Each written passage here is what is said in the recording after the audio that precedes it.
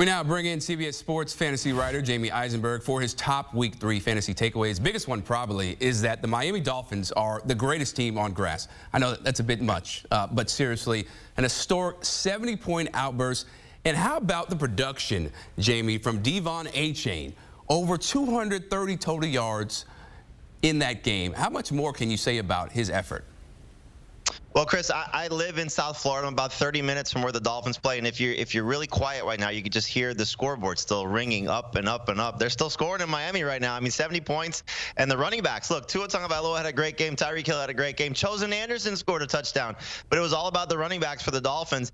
The two guys, Devon Achane and Raheem Mostert, who, by the way, was our start of the week for CBSSports.com for Week 3, they combined for 96 PPR points. It's just unbelievable what those two guys were able to do, and Devon Achane in particular, and he's going to be the most popular player added off the waiver wire if he's still available in your leagues, and understandably so. Look, we don't know when Jeff Wilson's going to come back, if he does at all, and Raheem Mostert has been fantastic to start the season, but he's 31 years old, and we know he's got an injury history, so Achane was the guy they drafted in the 3rd round. This was the first draft pick that they had after all the trades that they made, and so clearly he's going to have a big role moving forward after the performance he had today against the Broncos. So an unbelievable situation for fantasy managers that have him, and if he's still available on waivers, you go get him, because what we saw against the Broncos was historic. Yeah, you grab him right away, no question about it. Okay, so Packers QB Jordan Love did not look pretty early on against the Saints at home, but then rallied his team from a 17-point fourth-quarter deficit, showing a great deal of resiliency. What is his fantasy value now, man?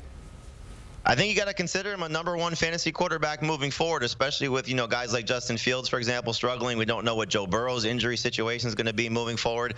And let's give this guy credit. He's had 3 very solid fantasy days without his #1 wide receiver for 3 games, Christian Watson out with a hamstring injury, without his #1 running back for 2 of those games, Aaron Jones also dealing with a hamstring injury. His left tackle has been out. He's missed other guys on the offensive line.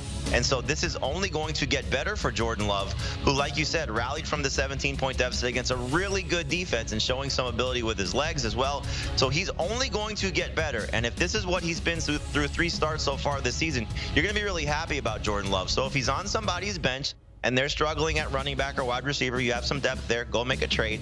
Because I think, again, the best is still yet to come for him when he's got everybody healthy. Romeo Doubs making plays, Jaden Reed making plays, Luke Musgrave's going to start to make some plays. And then when he gets Watson and Aaron Jones back, the sky's the limit for him. So absolutely impressed with what Jordan Love has done. And today was really just an unbelievable performance to rally from that deficit. Yeah, Packers fans are definitely pleased as a transition from Aaron Rodgers to Jordan Love seems like it's going pretty well at this moment. Okay, how about Keenan Allen? He cooked like it was Labor Day or something. 215 receiving yards, letting people know he's still a baller in his 10th year. What stood out to you about the way he and Justin Herbert carved up that defense?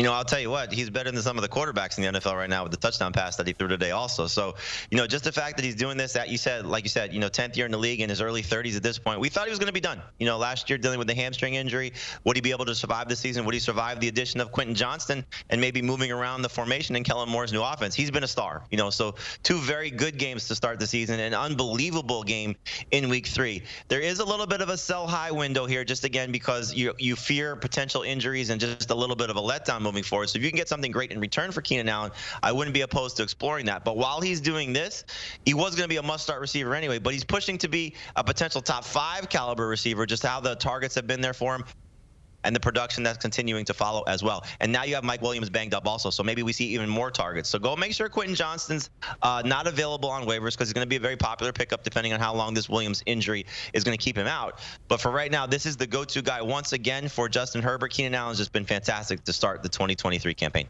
Yeah, extremely reliable. Okay, let's stay with the wide receiver conversation. Texans' Nathan Tank Dell did not disappoint either. The rookie caught 5 balls for 145 and a TD. How does he rank for you in terms of the rookie wideout so far?